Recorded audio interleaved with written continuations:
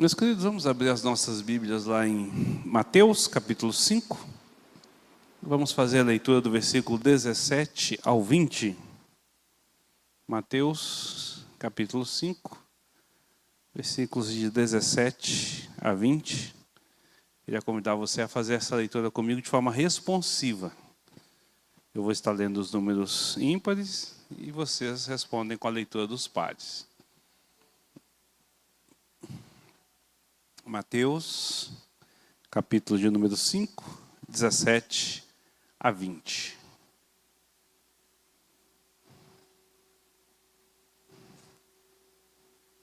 Barulhento, né? Precisa de uma lubrificação ali. Mateus 5, 17 a 20, leitura responsiva, nos diz assim: Não penseis que vim revogar a lei ou os profetas. Não vim para revogar, vim para cumprir.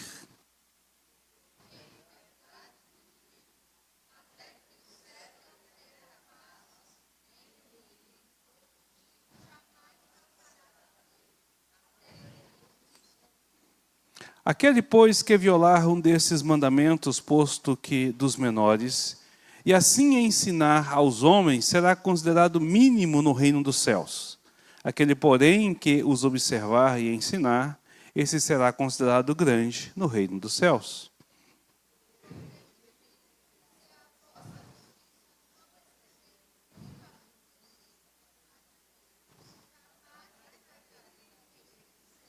Amém. Querido, nós estamos estudando o Sermão do Monte.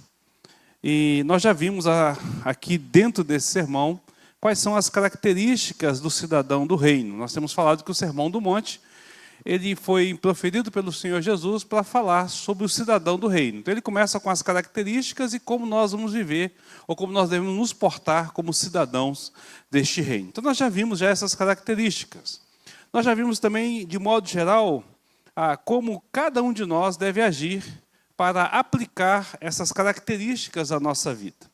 E agora nós estamos nos preparando para averiguar qual deve ser a atitude deste cidadão de forma mais pormenorizada, de forma mais detalhada, né? Nós estamos agora nesse papel.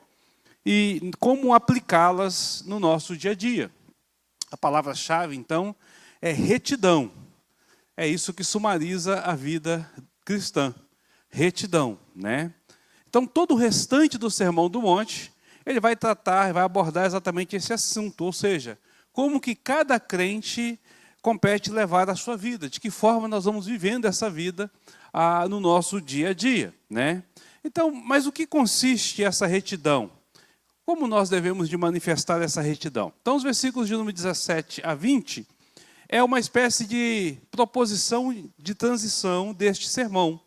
Então, nesse momento, nosso Senhor está fazendo uma transição das características para essa parte agora prática. E isso aqui, então, vai ser uma espécie de introdução, ao mesmo tempo que faz essa transição para a abordagem do assunto, né? E nessa introdução geral, o que nós já vimos aqui, na declaração do que Jesus falou? Então, na semana passada, nós tivemos a oportunidade de aprender isso através de dois princípios fundamentais.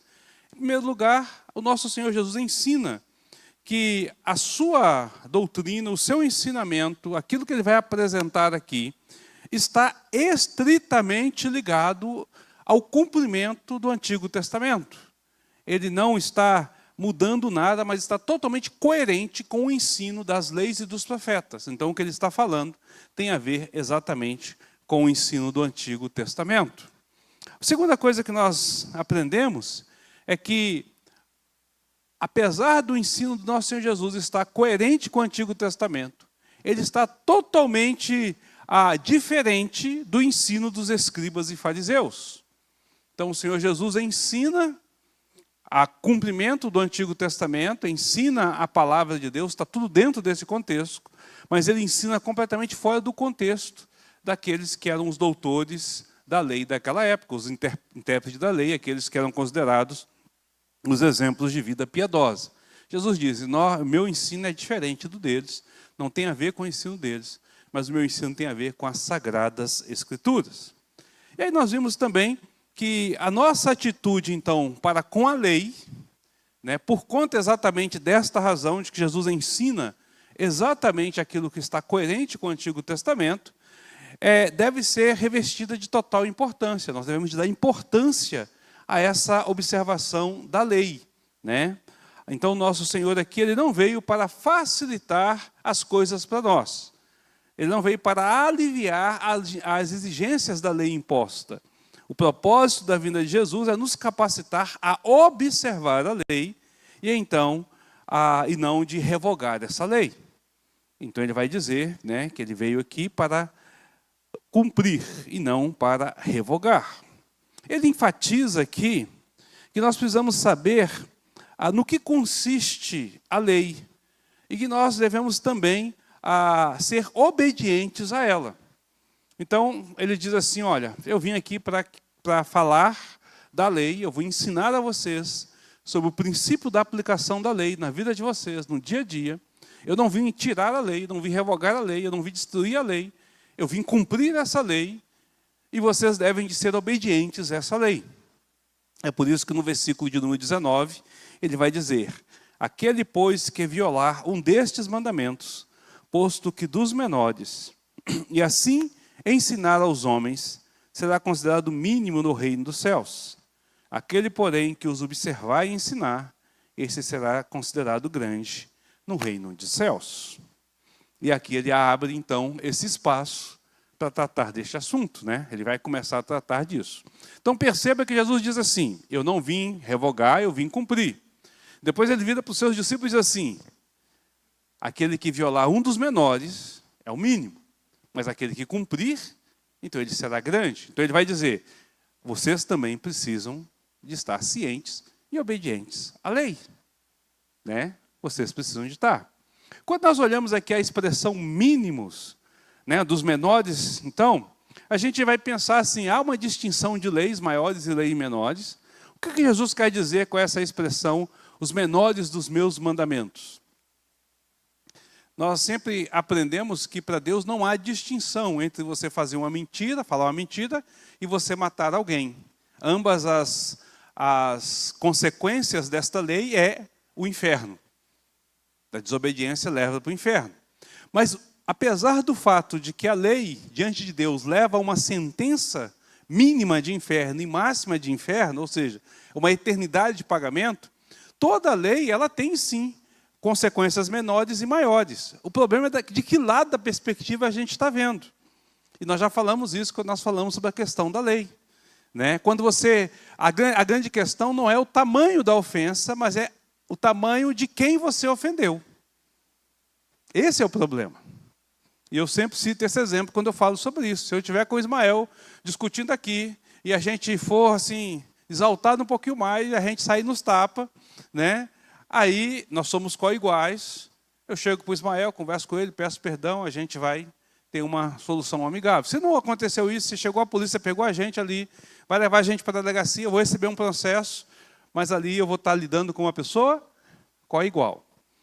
Mas se eu faço isso com o cunhado dele, que é o Daniel, e é policial fardado, a pena é diferente, porque eu agredi uma autoridade. Tá certo? Agredi uma autoridade. Se eu faço isso com o prefeito, é pior ainda, porque a autoridade ainda é maior dentro do Estado. Se eu faço isso com o presidente, o negócio é complicado. Se eu faço isso com o presidente dos Estados Unidos, dependendo da situação, vai dar uma guerra entre os países, cria uma crise diplomática. Não é a mesma briga? A diferença é a autoridade daquele com quem eu estou ofendendo, a quem eu estou causando a ofensa. Então imagine, você ofendeu a Deus com uma mentira. Quanto de tempo é necessário para você aplacar a ira de Deus em relação à sua ofensa? Uma eternidade. Você matou, quanto tempo precisa? Não tem 2 eternidades. Continua sendo uma eternidade. Não tem tempo menor e não tem tempo maior. Por isso que a gente olha e dá a impressão que a sentença diante de Deus tem o mesmo nível. O grau de ofensa é diferente. O problema é que nós estamos ofendendo um Deus eterno e é preciso uma eternidade para suprir a ira da justiça dele, para que a justiça seja cumprida. Então, quando Jesus fala disso aqui, ele está exatamente colocando para isso. Mas Jesus também está olhando a lei de 2 aspectos importantes. Ele está olhando a lei naquilo que ele colocou como resumo da lei. Lá na frente, mais à frente, ele vai conversar e ele vai dizer, quando alguém pergunta para ele assim, qual é o grande mandamento? Aí ele vai dizer, o grande mandamento é que você precisa de honrar a Deus, amar a Deus com todo o seu coração, com toda a sua força, com todo o seu entendimento. Este é o primeiro e grande mandamento. Mas existe um segundo mandamento, que é tão importante quanto amar o próximo como a ti mesmo. O primeiro é esse, o menor é amar ao próximo. Nesse contexto também se aplica aqui. Mesmo que você ofenda um desses menores, você ainda terá dificuldade em relação a essas questões. Então, o que Jesus está colocando aqui é que, de igual modo, os mandamentos são de Deus, e ele vai enfatizar que, ainda que ele pareça menor, ainda que ele pareça insignificante aos nossos próprios olhos, ele é de vital importância. Tem um valor de peso muito grande como cidadão do reino dos céus. Eu preciso de estar atento a esta realidade, tá certo? Então, essa questão das categorias, eu preciso de estar atento exatamente a esta realidade. Se eu ofendo o meu próximo, se eu ofendo a Deus, eu estou ofendendo o reino do Senhor. Eu estou agindo de forma errada, contrária à lei do reino do Senhor. Pergunta ou comentário? Nossa irmã Bruna. Nossa irmã Bruna. Deixa eu chegar o microfone aqui.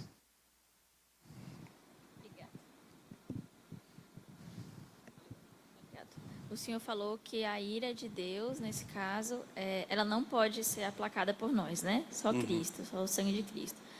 Mas a mesma ira se aplica a todo e qualquer pecado? Por exemplo, igual você falou da mentira, né? Então, foi uma mentira, não tem mentirinha nem mentirona, né? Mas tem um assassinato, por exemplo. Então, Deus aplica a mesma ira para uma mentira e um assassinato, ou um estupro, ou enfim, entendeu? A ofensa a Deus é a ofensa da mesma autoridade, uma autoridade eterna.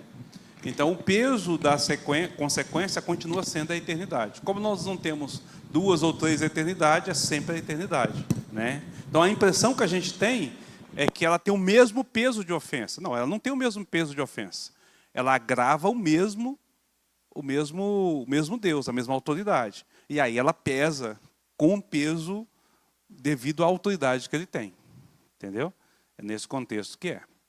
Então, o que o Senhor Jesus, então, está fazendo aqui?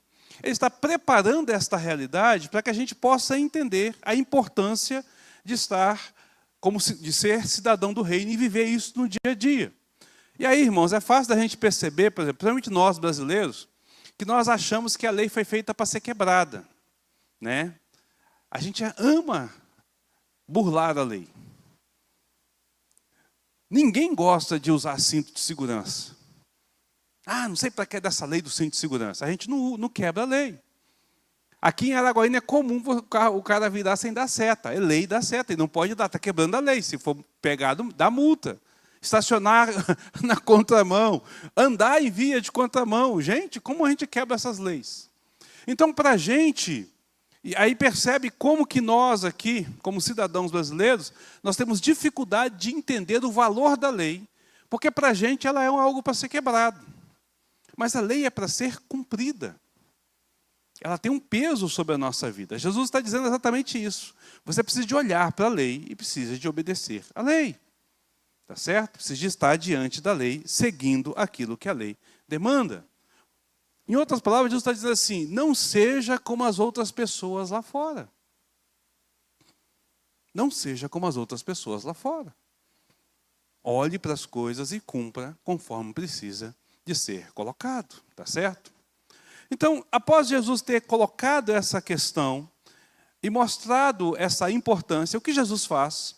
Jesus, então, segue para o versículo de número 20, e ele vai chamar a atenção, em particular, para o ensino dos escribas e fariseus. Ele vai chamar essa atenção. Porque eu vos digo, se a vossa justiça não excederem muito a dos escribas e fariseus, jamais entrareis no reino dos céus. E aí, quando nós olhamos para esse versículo aqui, nós ficamos pensando assim, cara, isso aí por que Jesus fala isso aí?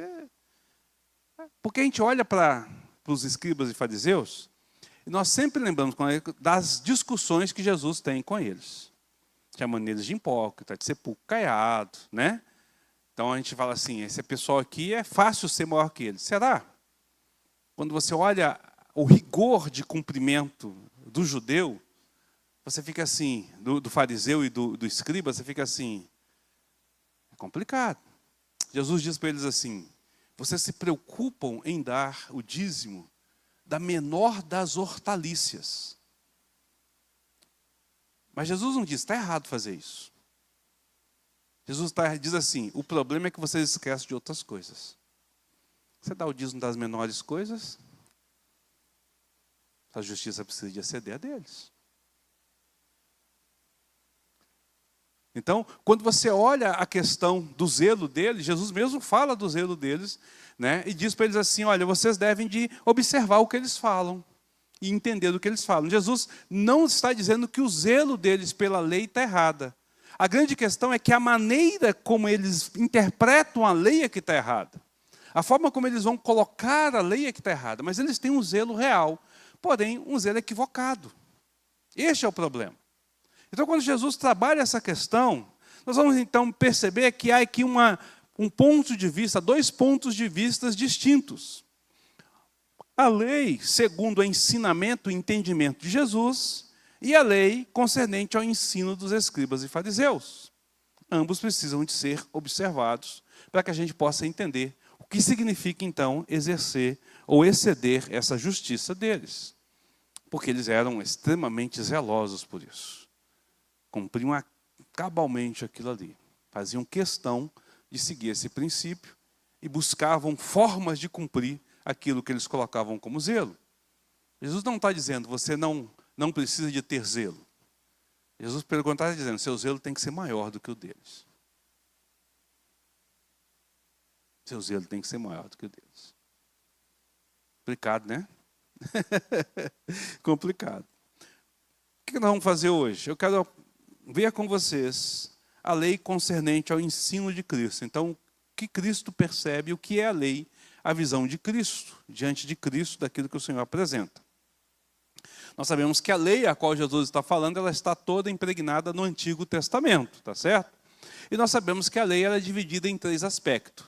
O cerimonial, o judicial e o moral, ou seja, a lei civil de Israel, a lei cerimonial do culto judaico e a lei moral de Deus, ou os princípios eternos, que é resumido ali nos 10 mandamentos, né? E é expresso em toda a Bíblia com a aplicação desses 10 mandamentos, à medida que ele é direcionado. Nós sabemos também que quanto à lei cerimonial, ela aponta para a obra de Cristo. Então, o sacrifício do cordeiro aponta para Cristo, o sacerdote aponta para Cristo, né? O incenso aponta para Cristo, a própria ordem do tabernáculo aponta para Cristo, né?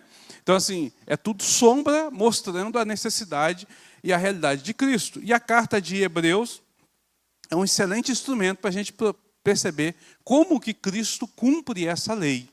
Então, nós vamos dizer assim, né, a esse respeito, Jesus cumpriu a lei. Ok, por enquanto está bom. Por enquanto está bom, realmente Jesus cumpriu a lei, nós não precisamos de sacrificar. Se a gente fizer isso, semana passada o Vitor fez essa pergunta, né? Pastor, e se eu resolver sacrificar um cordeiro ao Senhor, eu estou pecando? Eu falei, tá, porque você está negando a obra de Jesus, né? Se eu colocar aqui, se eu resolver tocar um chofar aqui dentro da igreja, isso é pecado, eu estou negando a obra de Jesus, aquele chofar aponta para Jesus. A gente percebe o quão complicado é quando a gente olha a realidade do evangelicalismo do Brasil.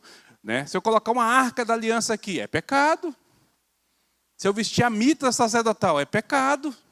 Porque eu estou negando o sacrifício de Jesus. Jesus cumpriu todos esses rituais. Eu não posso voltar ao ritual do passado, porque esse ritual ele foi cumprido por Jesus. Quanto a isso, a gente está tranquilo. Alguma dúvida sobre isso? Hã? Porque nega exatamente a obra de Jesus. Nega aquilo que Cristo fez. Aponta para ele cumpriu aquilo ali. Hebreus deixa claro isso aí. Né? Se a gente estudar a carta de Hebreus, vai ver que deixa claro que tudo foi cumprido. Então nós temos a lei judicial e a lei moral. A lei judicial, ela destina-se primeiramente à nação de Israel. Ela foi dada quando Israel era uma nação, né? ela começou a ser apresentada por Moisés, ela vai ser revalidada ali através de Josué. Depois, nos profetas, nós vamos ver algumas coisas sendo refeitas. Também vai ver nos reis algumas leis que são inseridas e são ali acrescentadas. Mas ela é uma lei voltada para a nação teocrática, tá certo? E aí, Jesus vai dizer que o ministério dele retira dos judeus a finalidade como povo teocrático, como povo de Deus, né? Quer ver? Olha só. Abra a sua Bíblia lá em Mateus 21, versículo 23. Essa é uma das declarações mais importantes e cruciais da Bíblia, porque ela lida exatamente dessa transição do povo judeu para agora a Igreja de Cristo. Olha só o que Jesus diz: portanto vos digo que o reino de Deus vos será tirado e será entregue a um povo que lhe produza os respectivos frutos. O que Jesus está dizendo? 21, 23? Mateus 21, 23, está errado aí? Espera aí, então eu anotei errado. Então eu anotei errado, espera aí.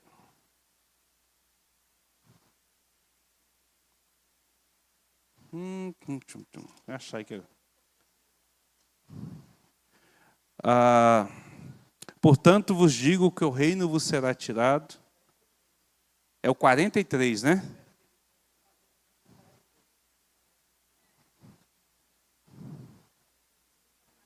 (21:43). 21:43.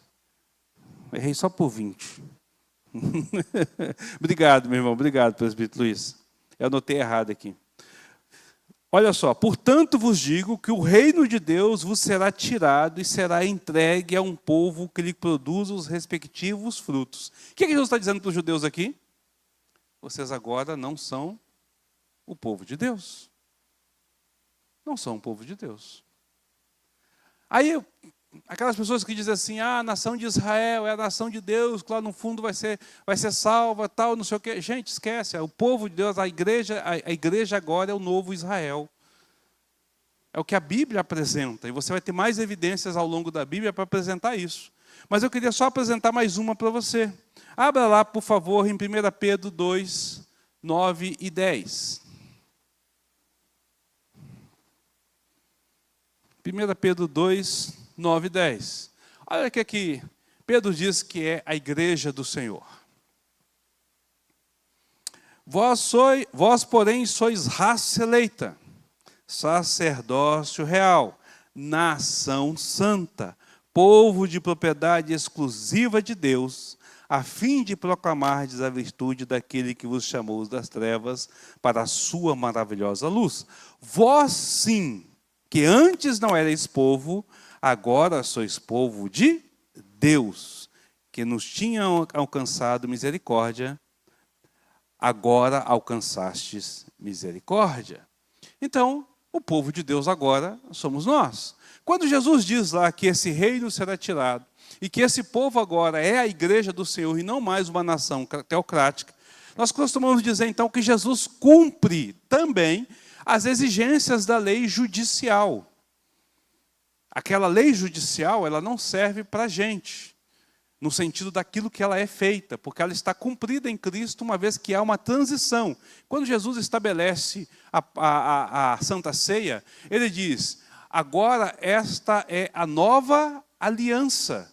Essa nova aliança não é que é uma aliança diferente, mas é uma transposição dessa aliança. Então agora essa nova aliança há uma nova situação. Tanto é que, para se tornar parte do povo de Deus, não é necessário mais a circuncisão. Agora nós usamos o batismo como sinal externo de que você é povo de Deus. Tá certo? Então há uma transferência da questão da nação teocrática. Né? Por isso que Jesus está dizendo aqui, está falando o seu discurso para os cidadãos do reino. Não um reino patriado numa nação, numa área territorial, mas um reino espiritual de pessoas apatriadas, né, sem pátria, que estão espalhados pelo mundo todo, aguardando a nossa pátria celestial chegar. Então, essa é a realidade que é apresentada. Então, dentro desse contexto, nós podemos dizer, não, a princípio a lei cerimonial foi cumprida, realmente. Aquilo para qual ela veio fazer, a sua finalidade, apontar para Cristo, cumpriu. Aquilo que ela veio fazer para apontar para a necessidade de uma nação diferenciada, cumpriu em Cristo Jesus. A lei, então, ela tem essa finalidade, essas duas leis têm essa finalidade, e ela, então, cumpriu esse papel. Contudo, entretanto, todavia, é importante a gente observar, e é preciso ter muito cuidado, quando nós usamos a declaração de que a lei cerimonial e a lei judicial foi cumprida por Jesus. A gente tem que ter muito cuidado quando a gente fala isso. Por quê? Porque quando nós falamos que a lei foi cumprida por Jesus, nós estamos dizendo assim, ela já não presta, não serve mais para nada. É isso que nós estamos dizendo? A intenção de muita gente pensar é isso, mas não é isso. Ela não tem poder sobre nós no sentido de impor situações. Nós não vamos mais sacrificar, não precisa. Nós não vamos mais acender incenso, não precisa. Tá certo? Nós não vamos mais ter dificuldade, não vamos precisar de construir um santo dos santos e colocar um candelabro, que isso não precisa mais disso. Esse ritual foi cumprido. Porém, eu preciso de entender o princípio que está também inserido nisso com relação à adoração. Ah, não, a cerimônia ela não funciona. Mas e a reverência? Deus continua sendo o mesmo Deus. O mesmo cuidado que o sacerdote tinha que ter, nós devemos de ter. O mesmo princípio de observância e obediência nós precisamos de ter. Então a lei ela não serve como algo como uma direção de culto ou como uma forma de culto, mas ela serve como uma expressão de entendimento do que é estar na presença do Senhor, quando nós olhamos para a lei cerimonial. Né? É por isso que você vai ver, por exemplo, lá em Atos capítulo 5, Ananias e Safira morrendo por terem apresentado uma mentira diante do Senhor, ao esconder a verdade sobre o que eles estavam fazendo. Às vezes a gente fica perguntando assim, por que nós estamos no Novo Testamento? Por que eles morreram? É para lembrar que Jesus cumpriu a ordenança, mas a reverência, o cuidado e o respeito ainda permanece. A gente precisa de entender isso. Jesus não revogou isso. Ele não revogou essa nossa percepção da santidade de Deus e da nossa condição de pecado. Pelo contrário, o cumprimento de Jesus faz com que a gente evidencie muito maior essa realidade. Então, o que eu faço? Eu olho para essas leis e extraio os princípios para continuar na minha adoração. As leis judicial, ela não serve para a gente. A lei judicial de Israel é de Israel, né? Na nossa lei judicial, nós não vamos cortar o braço de alguém, a mão de alguém que roubou. Na lei de Jerusalém diz que você deve fazer isso, né? Mas na nossa lei nós não fazemos. Mas qual é o princípio? É o princípio da punição. De que é errado a fazer esse tipo de ato. Então eu preciso de trazer isso para o meu contexto local. Nós temos uma lei civil, nós temos uma lei a qual nós somos regidas. Ela existe princípios de direito e princípios de erro. Eu preciso de seguir o que é certo. Não devo de fazer o que é errado. A menos que fira a palavra de Deus, porque a minha obediência maior está à palavra de Deus. Mas se ela segue os princípios de Deus, eu devo de obedecê-la. Ou seja, eu devo de estar atento a isso. Eu não posso simplesmente fazer do jeito que eu quero. Não é do jeito que eu acho que tem que ser feito. Eu não vivo de qualquer maneira. Consegue perceber isso? Então, ainda que a lei cerimonial, ainda que a lei judicial, ela não sirva na sua aplicação direta para nós, os princípios que estão inseridos ali devem de ser observados pelos cristãos. Os princípios não foram mudados. O que a gente não faz agora é a atuação do que é. A nossa irmã Bruna aqui de novo. Onde entra comer ou não comer porco nessa história? Porque os adventistas não comem, né? E tal, é na cerimonial, em quem? Pois é, comer ou não comer porco? Não entra. Não, essa questão, aí é que eu estou te falando, essa questão agora tem um princípio. Né? Qual era o princípio diante de Israel? O princípio ali estava exatamente na questão da santidade, da reverência. Tá certo? Aí nós temos que fazer um estudo sobre por que essas coisas eram. Os adventistas dizem assim, a gente não come por questão de saúde. Né?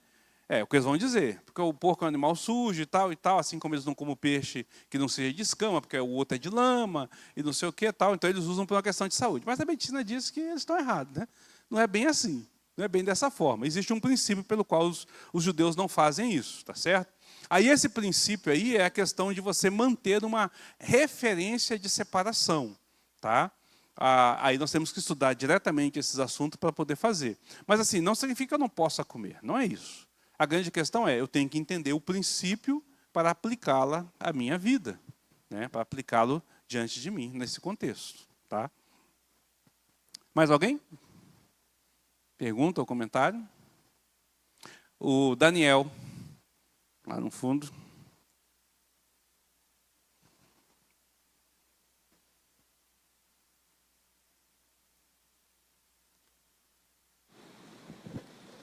Boa noite. É porque, falando dessas questões de lei judicial, né, observando as sociedades antigas, até mesmo o período medieval, quando o catolicismo ainda era vigente, né, sobre as nações europeias, o que a gente vê é uma lei baseada totalmente na religião, né, que é chamada teocracia. Então, princípios a quais os reis, os governantes deviam obedecer estavam baseados anteriormente a algo que se considerava verdade ali, genuína, pelas pessoas daquela região. Pelo menos para a grande maioria, né? E aí é onde vem uma dúvida que eu tenho para as leis atualmente, porque quando a gente pega, por exemplo, alguns problemas atuais que temos, como a questão do aborto, por exemplo, né? Para o cristão é inquestionável, mas para o não cristão é questionável, isso porque a lei civil no Brasil, assim como em outros países ocidentais, são baseadas em opiniões de homens, né? Ideais humanos. Ou seja, como que eu posso validar como cristão uma lei que é opinião de homens? Porque, logicamente falando, se as leis que fundamentam o meu país são defendidas por opiniões ou por moralidade de homens, então, de fato, tudo que o homem faz é mutável, né? E, portanto, o ideal que era defendido antigamente pode ser facilmente deixado para trás. E daí não teria como eu falar para uma pessoa que defende o aborto ou alguma coisa, seria anticristão, mas não anticivil, que ela está errada em fazer aquilo, né? Isso legalmente falando, né? Logicamente falando. Como que eu, como cristão, posso validar as vigentes leis civis ou não, dado o fato de serem leis de homens? Pois é, aí nós entramos no terceiro aspecto da lei, que é a lei moral, que são os chamados princípios eternos, que é representado pelo Decálogo. Então, a lei moral, ela é para toda a humanidade e ela nunca foi revogada. Jesus não cumpriu a lei moral porque ela não é uma lei para ser cumprida nesse contexto. Ele cumpriu no sentido de ser obediente até o final, mas ele não revogou qualquer princípio dessa lei. Essa lei precisa, então, de ser obedecida. Então, quando nós olhamos, por exemplo, a questão do aborto, onde é que ela é inserida? Não matarás. Não matarás, né? Tanto é que na teologia é questionado assim, quando é gerado a vida? É gerado no ato da fecundação? É gerado 2 dias depois, 1 mês depois? Quando é gerada a vida? Essa é a pergunta que é feita, né? Então, assim, se eu conseguir determinar cientificamente quando que aquilo passa a ser uma vida, eu posso dizer aonde eu posso interromper uma gestação. Mas quem consegue prever isso? Nós temos uma doutora aqui. Qual a área da medicina que consegue dizer assim, aqui é vida, aqui não é? Entende? Então a gente diz, não ao aborto, é assassinato. Oi?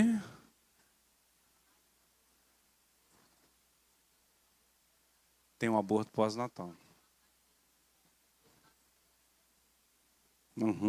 A criança, depois de nascida, você pode ir lá e fazer o aborto, ou seja, pode assassinar uma criancinha. Então, assim, é terrível isso. Mas é justamente porque não está observando o princípio moral da lei, ou a lei moral de Deus. O não matarás, né? Então, esse não matarás, ele vai estar incluído o assassinato, vai estar incluído o suicídio, ele vai estar qualquer área de assassinato ou de morte dentro desse contexto. Jesus vai tratar disso quando ele vai falar, então, desses aspectos. Ele não vai tratar toda a lei moral, mas a partir de agora Jesus vai dizer, essa lei é a lei a qual vocês devem de exercer como cidadão dos reinos e que irá testificar para o mundo o reino de Deus. Jesus disse, nós somos os seus embaixadores. Qual é a função do embaixador? Representar o país em terra estrangeira. Nós somos estrangeiros sobre este mundo. Nós devemos de ser obedientes à palavra de Deus e à lei de Deus para que a gente possa fazer isso. É em cima desses princípios que a gente vai debater. É em cima desta realidade que a gente vai questionar o mundo. O mundo pode dizer assim, você é religioso, você é isso, você é aquilo, e nós vamos dizer, não, nós somos obedientes ao Deus que servimos. Essa é a grande questão. Eu acho interessante que nós estamos falando disso aqui, gente, 2000 anos atrás. Jesus já coloca isso. Aí hoje nós olhamos essa realidade, como o Daniel falou. Jesus já fala assim para a igreja, coloca para a igreja, já faz que nós somos cidadãos do reino, que somos já pensando exatamente no contexto que nós vivemos hoje. As leis são de homens, mas são os homens que fazem, não são? Se a maioria é cristã, a lei é cristã. Ela segue uma lei teocrática. Se a maioria não é, a lei seguirá o paganismo, o mundo. Então, o Senhor já coloca essa questão. Então, esses princípios eternos, eles vão direcionar o meu relacionamento com Deus e vão direcionar o meu relacionamento com o próximo. Então, ele faz a minha conexão vertical e horizontal. Né? É através desses princípios, por isso que Jesus vai dizer, quando ele é perguntado, né? Então ele vai dizer, o maior mandamento é amarás, pois, o Senhor teu Deus de todo o teu coração, de toda a tua alma, com toda a tua força e de todo o teu entendimento. Ele vai dizer, este é o principal e grande mandamento. E aí ele resume metade, né, do decálogo. Os 4 primeiros mandamentos estão aqui inseridos. Aí depois ele vai dizer, o segundo grande mandamento é, amarás o teu próximo como a ti mesmo. E aí do mandamento de número 5 até o 10º, ele resume novamente aqui. Então ele pega toda a extensão da lei e coloca assim, Deus tem que estar em primeiro lugar e o seu próximo tem que ser preservado como você quer preservar você, tem que ser tratado como você quer ser tratado. Como é que é esse relacionamento? Aí ele vai dizer, existem limites para que você possa lidar com essas questões. Todo o restante do arcabouço, então, do Antigo Testamento, todas as leis, todas as situações, todos os exemplos, precisam de estar à luz desses 10 mandamentos.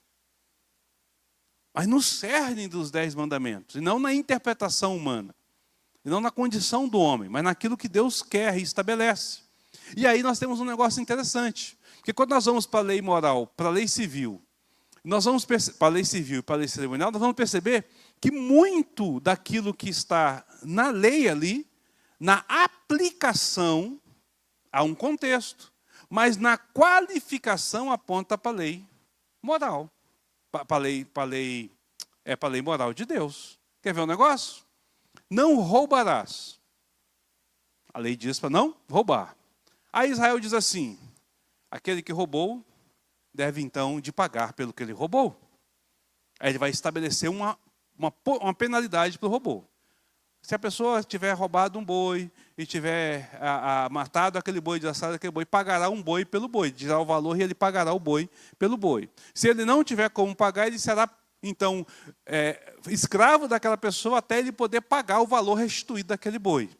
Mas a lei moral diz, não matarás, não roubarás, está certo? A grande questão é, se eu roubar, o que eu tenho que fazer? Tem que devolver. Então, a lei civil, ela está ali impregnada do conceito moral. Do conceito moral. O Senhor diz, não farás imagem de esculturas. Né? Não terás diante de mim imagem do que há no céu, na terra e tal, e tal, e tal. Quando Israel faz qualquer poste, qualquer situação, qualquer escultura e adora, ele está cometendo um pecado de idolatria. A lei civil penaliza ele com morte. A lei cerimonial diz que ele é indigno de estar na presença do Senhor e deve morrer por esse contexto.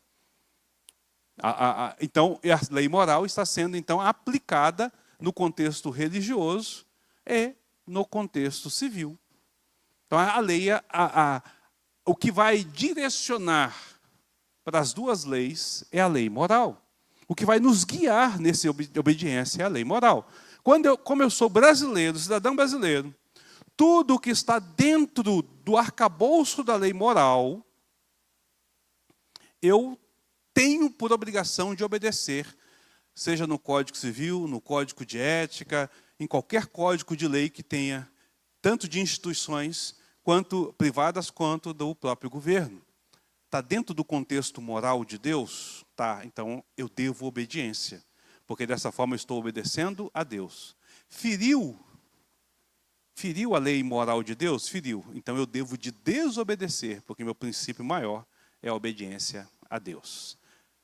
Traz o microfone aqui para a Bruna, por favor. Espera aí. Ai, deu uma câimbra. Como é que é? A circuncisão? A circuncisão ela está como sinal de judaísmo, de ser um judeu. Tá? Então a circuncisão entra dentro desse contexto do judaísmo. Ela não entra dentro desse contexto ela entra dentro do contexto civil para se tornar um judeu. Mas ao mesmo tempo entra dentro do contexto religioso. Entendeu? É como um sinal, um símbolo disso. Rapaz, deu cãibra. Ai, pensa numa coisa bem.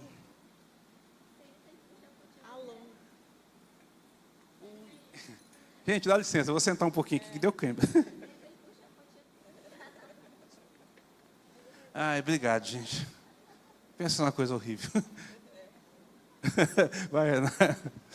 Pastor, às vezes é um pouco difícil a gente compreender o que é a parte da lei civil, da lei moral, né? E da lei cerimonial, né? Muitas vezes quando a gente vê, até alguns quando querem atacar a nossa doutrina, por exemplo, na homossexualidade, era proibido aqui, mas também era proibido você costurar com 2 tipos de linha, né? E às vezes eles usam essas coisas para querer derrubar algumas doutrinas, né? Mas tem algumas doutrinas que a gente tem na nossa igreja que, olhando, parece mais um aspecto da lei cerimonial também. Por exemplo, a questão do sábado, né, que está ali nos 10 mandamentos, ele não aparenta ter uma certa moralidade ali por trás. Óbvio, a gente trouxe isso para o domingo, né? No caso é a doutrina da nossa igreja, o próprio dízimo, né? Que não está entre os 10 mandamentos, mas é uma coisa que a nossa doutrina, a doutrina da nossa igreja traz como um mandamento para a gente hoje, né? Mas aparenta também ser parte da lei cerimonial, né? Então, tem alguns aspectos que às vezes é difícil a gente discernir, né? É por isso que eu falei, há um arcabouço dentro desse contexto. Especificamente, o dia de descanso está na lei moral, né? E há um princípio disso. Até falei que depois eu ia fazer um estudo sobre o sábado aqui, sobre o porquê desse dia. Porque a grande questão é tirar um tempo para Deus, para que eu lembre de Deus. Se eu estiver envolvido demais só nas minhas coisas, eu não tenho tempo para Deus. Então, ele está dentro desse contexto. Assim como, por exemplo, o princípio do dízimo está no fato de eu reconhecer que o meu sustento vem do Senhor e não da minha força, antes de qualquer coisa. É um princípio, então, que vai aplicar para mim nesse contexto, né? Então, ela está dentro de um contexto de aplicação civil e religiosa, mas ela está dentro do arcabouço do princípio moral. A grande questão eu preciso de entender esse princípio e aplicar esse princípio às coisas de Deus. Entende? Então, quando eu entrego o meu dízimo ou entrego a minha oferta, eu estou cumprindo o amar a Deus acima de todas as coisas. Amo a Deus mais do que meus bens. Né? quando eu tiro o dia do Senhor para poder cultuá-lo, eu estou também cumprindo esse mandamento. 6 dias trabalharás, no 7º descansará. E aí eu estou cumprindo, eu amo a Deus mais do que um tempo para mim. Percebe? Então, ele tem uma aplicação dentro desse contexto. Então, sempre a gente vai estar dentro dessas duas áreas, sempre vivenciando dentro desse contexto, né? Então, quando eu olho para a lei moral, voltando para essa questão, quando eu olho para a lei moral, eu preciso de entender e eu preciso de aplicá-la ao meu contexto de vida. Então, dirigir sem cinto de segurança afeta a lei moral de Deus? E aí?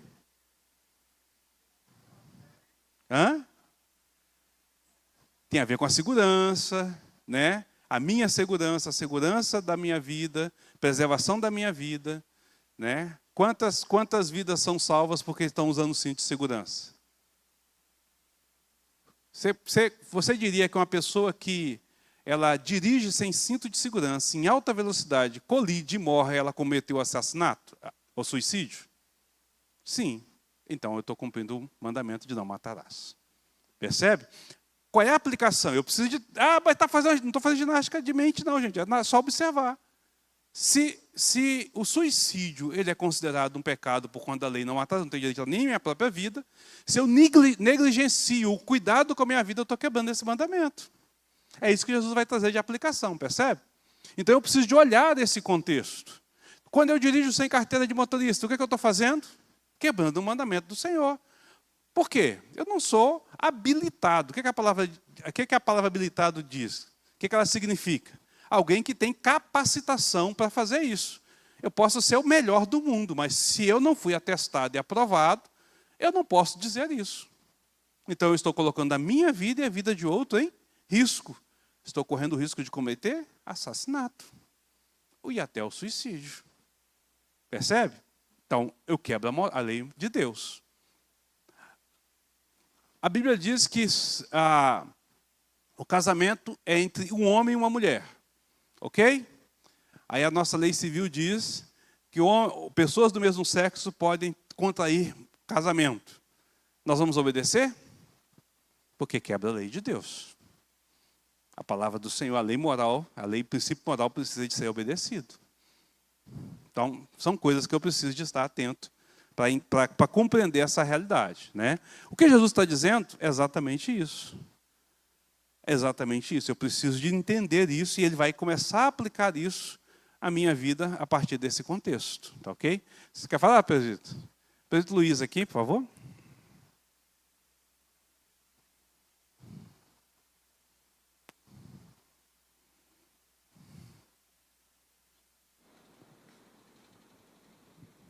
Meu pastor, eu queria perguntar ao senhor por que tem pessoas que eles se preparam na classe de catecumbo, responde todas as perguntas, tem dificuldade com a área do dízimo, oferta na igreja, tudo, adoração. Não. Estou preparado para isso, se batiza, tudo. De repente, nunca paga o dízimo, nem oferta, nem tem compromisso com a igreja. Se aparece uma área de assumir a responsabilidade, foge, toma ceia, tudo. Como fica? Boa pergunta. A resposta para você, eu não sei. Não é, Está aí uma coisa que eu não sei responder, meu irmão. não é, Porque isso está muito na pessoa, né? porque A gente não dá para poder dizer. Pode ser desde a falta de compreensão da verdade até a hipocrisia. A de achar de falar uma coisa e cumprir outra, né? Interpretação errada. Tem muita gente com interpretação errada. Tem muita gente que olha e tem uma interpretação, principalmente nos tempos atuais. A gente tem um grande problema hoje, porque quer queira, quer não, a nossa mente ela se tornou pluralista. A gente tem dificuldade de estabelecer um conceito absoluto. É só você prestar atenção quando nós estamos dando um ensino ou uma pregação, na sua mente vem assim, mas pode ser que não seja desse jeito. Será que não tem uma segunda opinião, um segundo pensamento? A gente realmente não pensa assim? A gente está questionando se aquilo é absoluto ou não, que pode ter uma segunda verdade, uma segunda colocação. Quando nós lemos um texto bíblico, e esse texto confronta, a gente fala, mas será que é isso mesmo que ele está dizendo? E nós queremos buscar alguma coisa que possa contrabalançar isso. A gente não fala assim, não, falou, está falado. A gente tem dificuldade de fazer isso. A mente moderna, ela tem essa dificuldade de estabelecer o absoluto. Porque a gente é educado por todo mundo de que não existe uma verdade única. E aí é um dos problemas que a gente enfrenta, quando a gente olha para essas questões. Né?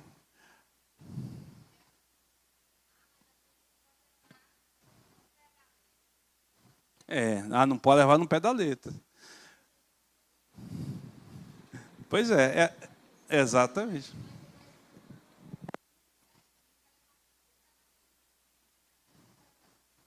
Então a gente tem essa dificuldade, né? Então a gente tem essa questão, mas eu aprendi desse jeito, por que tem que ser assim? Ué, se eu aprendi errado, está mostrando o certo, tem que fazer o que é certo, tá certo? É aquilo que a gente sempre fala, o Daniel quer falar ali, Carlos. É aquilo que a gente sempre fala, entre o que eu penso, acho, sinto e entendo, e que a Bíblia diz é sempre o que a Bíblia diz. Mas na prática é assim, entre o que a Bíblia diz, o que eu sinto, acho e penso, eu sou propenso a escolher o que eu sinto, acho e penso e deixar a Bíblia de lado. Essa aqui é a grande verdade. Né? Vai, Daniel. Porque, falando dessas questões de lei moral, assim, talvez algumas coisas eu vou falar que sejam um pouco pesadas, mas nada fora do real, né? Porque eu acabo lidando com bastante áreas, coisas dessas áreas, assim, né? Tanto por pesquisas quanto por pessoas mesmo, aconselhamento, etc. Mas o pecado seria o pior dos crimes, não? Se for colocar por essa linha. Assim, qualquer pecado. Por exemplo, recentemente eu tenho estudado sobre o mercado pornográfico, né? Às vezes eu falo uns assuntos que não é muito legal, né? Mas são reais, a verdade é essa. E tem uma tendência, né, de plataformas que vendem fotos, vídeos, etc., que gera dinheiro fácil, basicamente. Né? Pornografia, dinheiro fácil. Mas eu fico observando como que é uma maneira de você pegar algo que é considerado crime, porque no Brasil vários aspectos da pornografia são considerados criminosos, mas ali existe permissividade. Então, é uma mentira que se cria em torno de um discurso, é igual ao aplicativo de aposta também, né? Não se chama aplicativo de aposta, então não é uma casa de aposta, não é mais crime.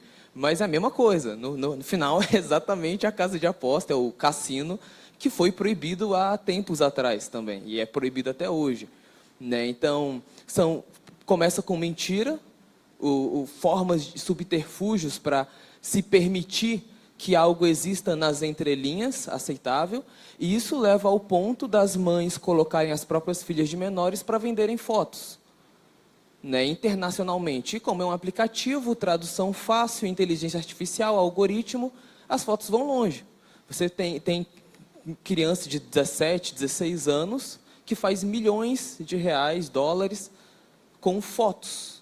E são pessoas que atuam também no YouTube, no Instagram, né, TikTok.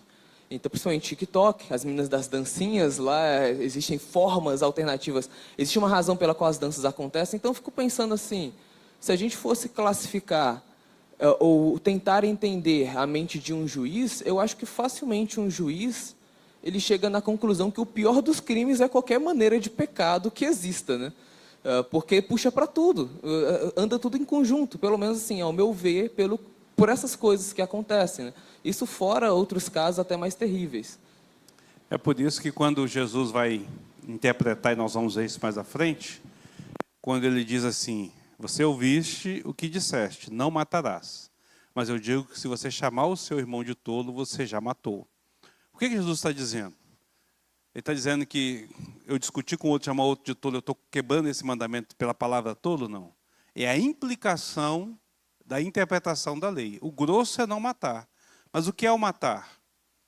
Então, quando alguém assedia outro, quando alguém induz o outro emocionalmente, né? Quando cria uma dependência emocional. Tudo isso é forma de matar. Está inserido dentro desse contexto maior da lei. É isso que você está falando. Então, assim, Jesus está dizendo assim, não é tão simples assim. E é isso que a gente vai ver mais à frente, à medida que a gente vai estudar, tá certo? E para a gente poder entender isso melhor, é só abrir agora aí. Abre lá em 1 João 3, 4. Olha o que é que João, o apóstolo João, diz sobre o pecado.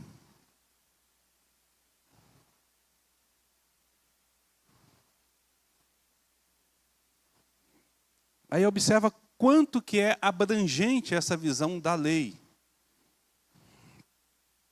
Acharam aí? Olha só. Todo aquele que pratica o pecado também transgride a lei, porque o pecado é a transgressão da lei. Lei e pecado estão dentro do contexto. A transgressão da lei é um pecado, né? Então, pecar é transgredir a lei é pecar. É o que ele está colocando, né? E Paulo vai dizer que as pessoas, então, serão julgadas por essa lei. Aí Paulo diz assim, para aqueles que não têm a noção da lei moral de Deus, a sua própria consciência serve como aio ou como condenação para eles. Mostra que eles estão quebrando a lei para a própria consciência, né? Porque esse princípio está inserido no contexto de todos nós. Nós somos criados para a questão da obediência, tá certo? Então, Jesus vai trabalhar esta realidade, né? O crente, ele não está debaixo da lei no sentido de que a lei é um pacto de obras. Eu preciso de cumprir a lei para ser salvo. A lei nunca salvou, nem nunca vai salvar, tá certo? Esse é o argumento que está lá em Gálatas 3. Gálatas 3 vai dizer que nós não estamos debaixo da lei para a salvação. A lei não salva ninguém, tá certo? Então o crente está longe dessa questão. Mas nós temos uma perspectiva errada, porque nós pensamos que a lei é algo que se opõe à salvação, ou se opõe à graça, como se fosse algo antagônico entre eles, né? Mas a lei só contraria a graça no sentido de que antes havia essa visão de que eu preciso de cumprir a lei para ser salvo, tá certo? Então, de um certo aspecto, ela poderia dizer assim, ela tem essa contrariedade. Mas a lei, ela não contraria a graça. Paulo vai dizer que a lei, ela evidencia a necessidade da graça. Quando eu olho para a lei, ela está evidenciando a necessidade da graça, tá certo? Lá em Gálatas 3,19, ele vai dizer assim, qual, pois, é a razão de ser da lei? Foi adicionada por causa das transgressões, até que viesse o descendente a quem se fez a promessa, e foi promulgada por meio de anjos pela mão do mediador. Então, qual é a finalidade? Revelar essa ação de Deus e a vinda de Cristo e a necessidade da graça. Então, em certo sentido, a lei foi dada para demonstrar ao homem que eles jamais poderão justificar-se diante de Deus. Eles não poderão ter justiça própria. Essa é a grande questão. Eu devo de ter a justiça de Cristo, preciso me render a Cristo. Aí nós voltamos lá para as bem-aventuranças. Bem-aventurado o pobre de espírito. Né? Aquela pessoa que se vê miserável nesse reino. Bem-aventurado aquele que chora com sede de justiça, que não conseguem cumprir a justiça e sente a necessidade da justiça sobre sua vida. Volta para o caráter do cristão, tá certo? Então, em certo sentido, a lei é dada nesse contexto. Gálatas 3:24 vai dizer, de maneira que a lei não serviu de aio para nos conduzir a Cristo, a fim de que fôssemos justificados pela fé. A ideia de aio é tutor, aquele que conduz, né, que leva até. Então, a ideia do aspecto da lei é que ela serve, então, para nos conduzir para Cristo.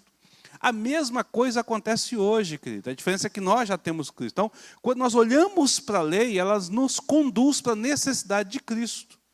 A minha observação da lei, o meu querer cumprir a lei, significa evidenciar a maior necessidade de Cristo sobre a minha vida. Por quê? Porque eu não consigo cumprir o rigor da lei. Então eu vou estar constantemente de joelho dobrado, clamando ao Senhor perdão pela minha vida. Tá certo? Então a gente precisa de entender essa questão. Né? Então quando a pessoa diz assim, eu não estou debaixo da lei, sim da graça, no sentido de que, então, não importa o que eu faça, ele está errado. Importa sim. Você precisa de estar atento ao que você faz, em obediência à palavra do Senhor. Né? Romanos 6,15, abre aí.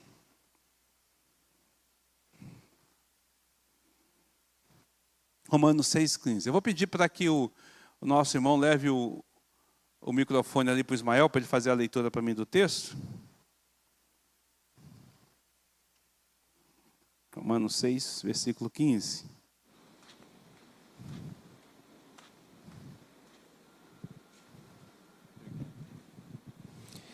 E daí? Havemos de pecar porque estamos debaixo da lei? Não estamos debaixo da lei e sim da graça? De modo nenhum. Paulo é claro. Nós vamos pecar porque estamos debaixo? De jeito nenhum. De jeito nenhum. Não é para isso que nós estamos aqui. Né? O propósito da graça, então, em um certo sentido, é nos capacitar a observar a lei de Deus. A graça nos vai nos dar essa condição de observar a lei de Deus. Então, ou seja, viver em santidade. É aquilo que Hebreus capítulo 12, 14 diz. Segui a paz com todos e a santificação, sem a qual ninguém verá a Deus. Sem santificação, sem vida santa, ninguém vai ver a Deus. Então, santidade não é uma experiência a qual nós devemos de passar. Santidade significa obediência ao Senhor, ou seja, guardar as leis do Senhor. A santidade ela é evidenciada à medida que eu caminho nessa busca de observação da lei do Senhor. Nesse contexto, a lei tem um peso grande sobre a nossa vida, porque ela vai evidenciar o quão santo eu estou diante do Senhor. Tá certo? O quão santo eu estou diante do Senhor. Se você pega um carro, hoje eu vi uma cena interessante. Pela primeira vez, em Araguaína, eu vi um agente de trânsito multando alguém porque estava estacionado no local errado. Eu fiquei feliz da vida, porque não tem coisa melhor do que você ver a lei sendo cumprida. Tá certo?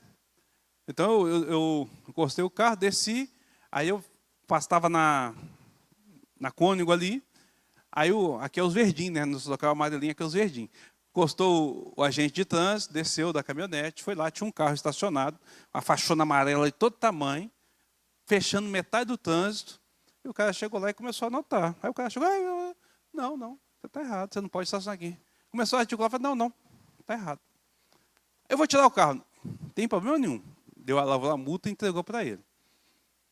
Ele estava errado, foi penalizado por isso. Eu estava certo, passei tranquilamente, não tive problema nenhum, não recebi nenhuma penalidade por isso. Sou digno de louvor por causa disso? Não, eu só cumpri a lei, só cumpri o meu dever. Como a lei, como cidadão araguainense, eu tenho que cumprir as leis do nosso município. Tá certo? Então é o meu dever fazer isso. Essa é a grande questão. Como cidadão do reino, é seu dever cumprir a lei de Deus. Faz parte do seu dever. Você não será honrado ou você não será louvado por cumprir a lei. É seu dever cumprir. Porém, se você não cumprir, você será penalizado. Aí nós voltamos para o versículo aqui de número 19, né? Na qual o Senhor Jesus então vai dizer: aquele, pois, que violar um destes mandamentos, posto que o menor, e assim ensinar aos homens, será considerado mínimo no reino dos céus. Haverá uma penalização nesse contexto. Então é bom a gente estar atentando para essa realidade. Santidade é algo que nós devemos de colocar em prática na nossa vida diária. Né? Consiste, então, em honrarmos e guardarmos a lei, conforme o próprio Filho de Deus, o nosso Senhor, tem nos mostrado. Né? Então nós devemos de viver isso. Ser santo equivale, então, a ser igual ao Senhor Jesus, ou ser, o Paulo vai dizer, sede imitadores de Cristo. Em outro local, Paulo diz assim, sede meus imitadores, como eu sou de Cristo. Deixa eu fazer uma pergunta. Quem de nós tem coragem de chegar para um discípulo e falar assim, me segue, me imita como eu imito a Cristo? Paulo teve essa coragem, deveria de ser a coragem de cada um de nós. ao falar de Jesus para alguém, a falar para os nossos filhos, né? Ao discipular alguém que está chegando na igreja, fala, me segue. Aprende comigo como é caminhar com Cristo. Deveria de ser. Mas nós geralmente apontamos, não, segue lá, não olha para mim não. Segue lá, se você olhar para mim é perigoso. Segue lá. Jesus está justamente dizendo essa questão, querido. Então, para Cristo a lei é um agente santificador do seu povo. Semana que vem nós vamos ver então qual é a diferença agora em relação aos escribas, né? Porque eu falei que Jesus vai dizer aqui que se a nossa justiça não exceder a dos escribas e fariseus, nós não entraremos no reino dos céus. Então, a justiça de Cristo está apresentada justamente nisso. Qual é a percepção de Jesus sobre a lei? A lei é para a nossa santificação. Ela não é para a nossa condenação, mas ela é para a nossa santificação. Como que o escriba, então, enxerga a lei? O que é a lei para ele? O que significa essa visão? Aí nós vamos ver na semana que vem. Ok? Alguém tem alguma pergunta, algum comentário para fazer? Não, nós vamos encerrar por aqui esse momento nosso de estudo.